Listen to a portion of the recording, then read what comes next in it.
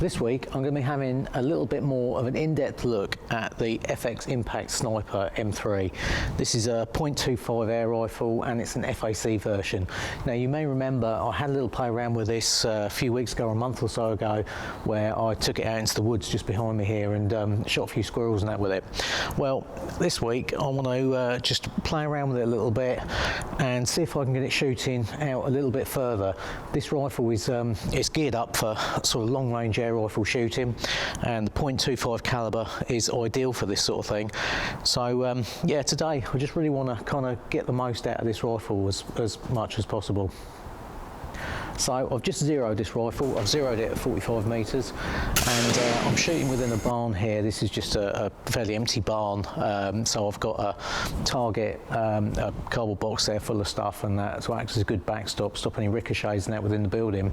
And I've just zeroed it at that.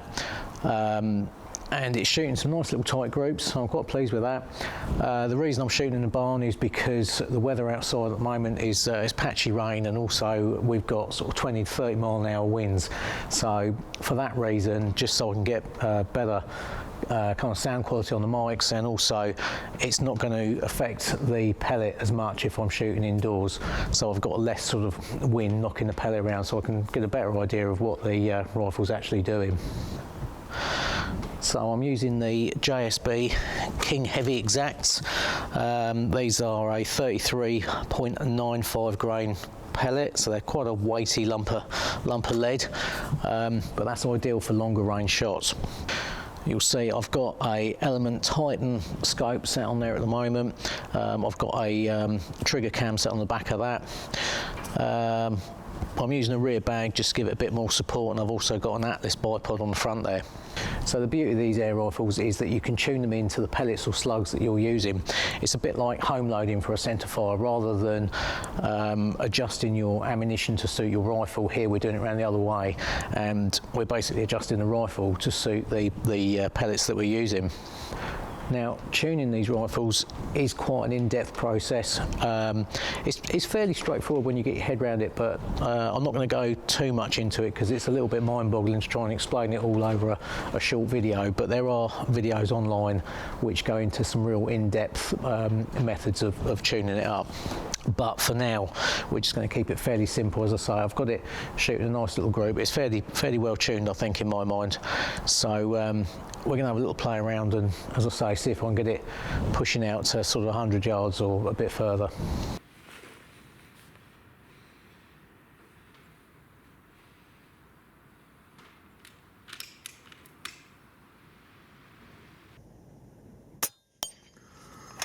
Okay.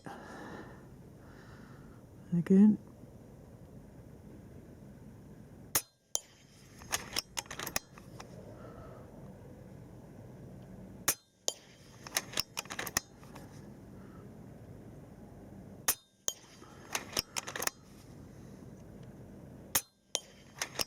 Okay, so that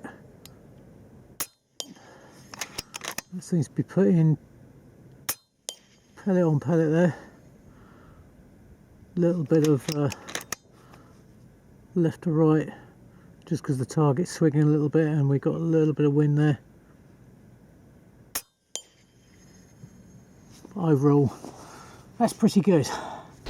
So now I've got the rifle zeroed, the next thing I want to try and do is work out what the drops are in the field. Now the best way of doing that is to use a ballistic app on your phone and suss the drops out from there, and then just confirm them out in the field. But ideally what you need to use is a chronograph for that, so you can get the exact velocity to work from. Now I have got a chronograph here. I've got one of the Caldwell chronographs, but it's a bit old now, and to be quite honest, I can't get the thing to work. I don't know what's wrong with it, but it's just dead. So I'm just going to give up on that and go back to the old-fashioned method, or the method you'd use if you haven't got a chronograph, and that's basically just shoot it out in the field, see how much of a drop you actually need to put in at a set distance, and then you can kind of work out the velocity from that using a ballistic app. So that's what we're going to do now. I'm going to be using the Squirrel Pro app, which is excellent for this sort of thing. Now in this app, it has actually got like a kind of bullet and pellet library in there. so I can go to that, find the pellets that I'm using, the JSBs, and it'll actually give me all the weights, the ballistic coefficients, all the information that I actually need for that pellet. Then once that's all in there, I've put in there my zero distance and everything else. Then I should be able to adjust the app to match the actual drops I'm getting in the field and work out the velocity from there. Now I've got another target out in the field there, which is out at 106 metres. That's a steel target. So what I'm going to do is I'm going to use the app and I'm going to have a guess at the velocity. I know it's going to be somewhere between sort of 800 and 900 foot per second. So I'm going to go in at 850, just straight in the middle there. And I'm going to use the correction that the app's given me for the scope, and I'm just going to see how close I can get. And then what I can do from there is I can then work out the velocity by how many clicks I need to adjust the scope to get it bang on.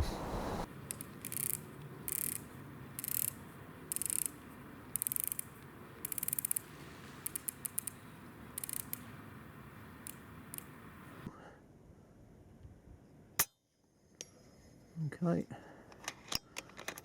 so I don't need to hold quite so much. So what we actually saw there then is that was a little bit low on the target. So what I've done is I've brought it up to 20 MOA, so that gives me another couple of inches of elevation on there. So what I'm going to do is just correct the app. And I'll do that by, there's a truing function on here, so we go to that and I can then enter in there the actual correct MOA that I've dialed in, which was 20, calculate, and that gives me a speed of 808. So I'm going to use that speed, and right, so now when I hit calculate, yep, that comes up 20 MOA. So I think what I'm going to do is I'm going to leave it at that for now, and that should be pretty good to work out my drops, certainly out to 100 metres anyway. And then anything further than that, I might just need to tweak it again just a little bit, but it will certainly put me in the ballpark. So this just goes to show the power that this rifle is putting out. You can see where that's hit the concrete behind, and the pellets all flattened up here. Now I've got plenty of pack in here. There's some thick piece of material. This is all full of paper and cardboard, and it's just ploughing straight through that, no problem. So yeah, the power that that's unleashing is pretty impressive. Right, so before I go, I'm just going to have a quick look in the woods just behind the barn here, and just check on the squirrel feeder that I put up just before Christmas and see if the squirrels have actually found out how to get into it.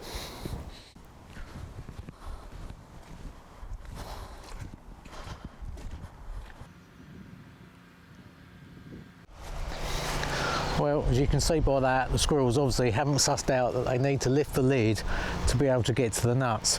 Now that's quite surprising because there's lots of squirrels in this wood, and I would have thought one of them would have figured it out by now, but there's none gone from it by the looks of it. They've taken all the ones off the tray and all the ones that are scattered around, all the birds have. So what I'm going to do is just to, I'm going to give them a little bit of a helping hand, because they're a bit simple, these squirrels around here. So I'm just going to put a twig in there just to hold that lid up just a little bit, just so they can suss out that they can get in there, and hopefully when they've eaten a few of those nuts, that lid will drop down, and by then they will have sussed out that they've got to lift it to get in, and this should hopefully offer me a good method of control. So you can see I've mounted this on the side of a tree, and I've got another tree trunk behind to act as a backstop. Now the reason I've done it like this is because what I don't want to be doing is I don't want to be shooting this way directly at the feeder, because I don't want to start putting pellets into the feeder itself. Ideally what I want is squirrels here like this and shooting at them from the side. Now where I've got this set up, about 40 to 50 50 yards away there's a fallen tree, and it gives me a good bit of cover and would allow me to rest on the trunk of the tree there and take shots directly at this feeder, so when they're sat here like this I'll have a nice safe backstop behind as well. Right, just quickly while I think about it, in the comment section of the last video I did on this rifle, someone mentioned about the magazine and its location for a left-handed shooter. Now, as you can see, I'm a left-handed shooter and I've changed the cocking lever so it's on the left-hand side, which is perfect for me.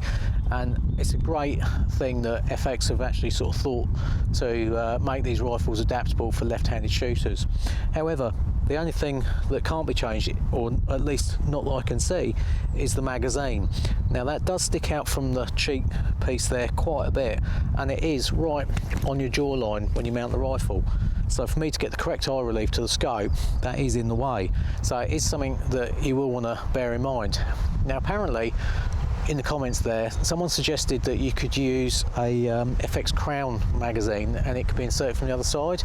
I've not done this, I've not tried this, so if anyone has tried this and had any success with it, then I'll be quite interested to know, so perhaps you could drop me a message in the comments. Another option to get over this might be to use an offset scope mount, which would bring the scope further forward. There's also a rail available I've seen online which comes out further over the barrel, which again would allow you to mount the scope further forward, or you could use a more compact scope. But as you can see with this scope, I've mounted it right at the front of the Picatinny of the barrel there, and it's also as far forward in the scope mounts as you can get it. So that is definitely something to bear in mind.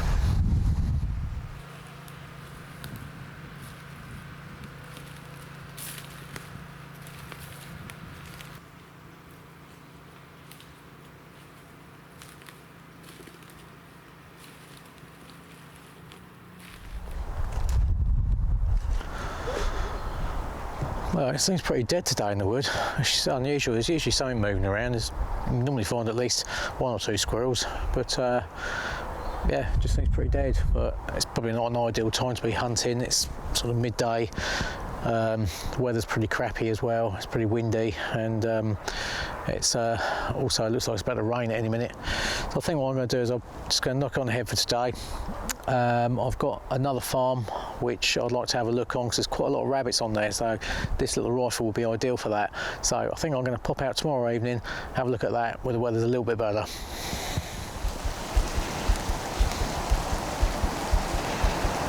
So as you can see, the weather tonight isn't a lot better than it was the other day.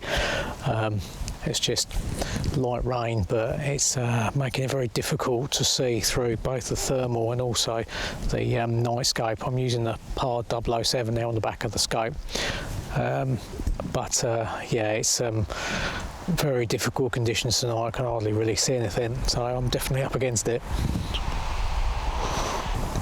On the plus side, there's quite a few rabbits out.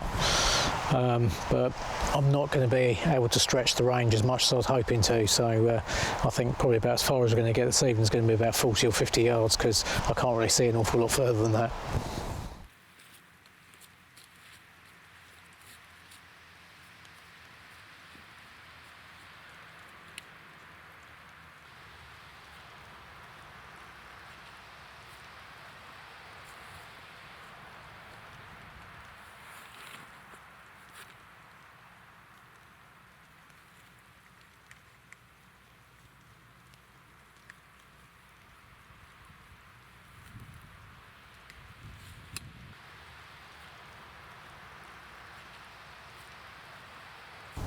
Alright, so we've got a few rabbits out there.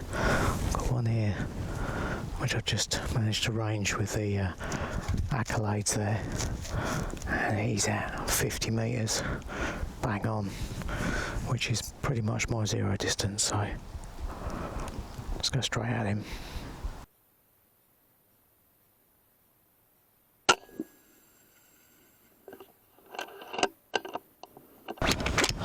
Well, that's one down anyway.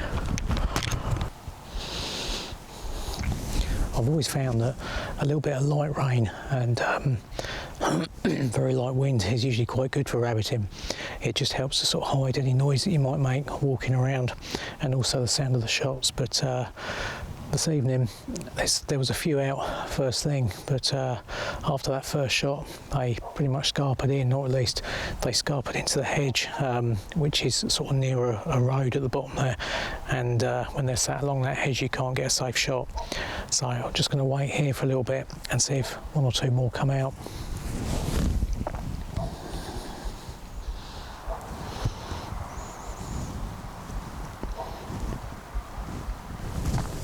So I'm using the Pulsar Accolade thermal spotters this evening, which are a great bit of kit for spotting stuff, but the only downside is the laser rangefinder on them, and on any equipment the laser rangefinder won't work all the time. You've got like this kind of moisture in the air because it just bounces straight back, and it's also a similar sort of thing with night vision as well. When you're using an infrared illuminator, the light bounces back off the moisture, so unfortunately it does mean that my shot's going to be a bit limited to sort of 50-60 yards, because I can't range any further than that to get to sort of dial anything in and get any longer shots. So, but hey ho, that's hunting for you.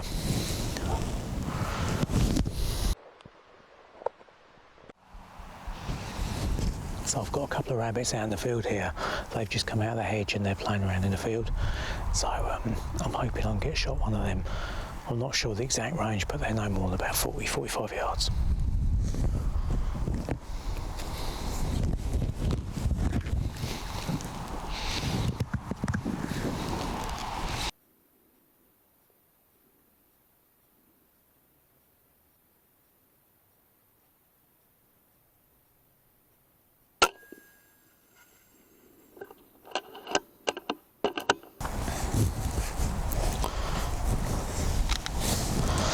Right, okay, so this rain isn't showing any signs of letting up, and it keeps filling up the ends of my thermal spotters and the scope, and everything's starting to fog up, so I'm not having an awful lot of fun. So I don't think I'm going to be shooting many more rabbits this evening. I think I'm going to head out, pick those two up and call that out. I did manage to shoot another one actually earlier on this evening, just before it got dark. That was out about, I think that was about 60 or 65 metres, so it was a little bit further, and I just managed to get a shot on him. He was just looking up out the burries on the hill there, and I managed to just get him straight through the top of the head, and it was a good instant kill. So yeah, so well, at least we've had a few for the evening. Okay, so I promise I'm not on commission or anything with these head torches, but I think they are absolutely brilliant. I got this one off of Amazon. I think they're called Night Buddy or something like that. Yeah, they're, as I say, shop around, because you can get them for somewhere 15-20 quid maybe for two. So, but they're brilliant because they just give you masses of light and it spreads the beam out all around you. So yeah, well worth getting.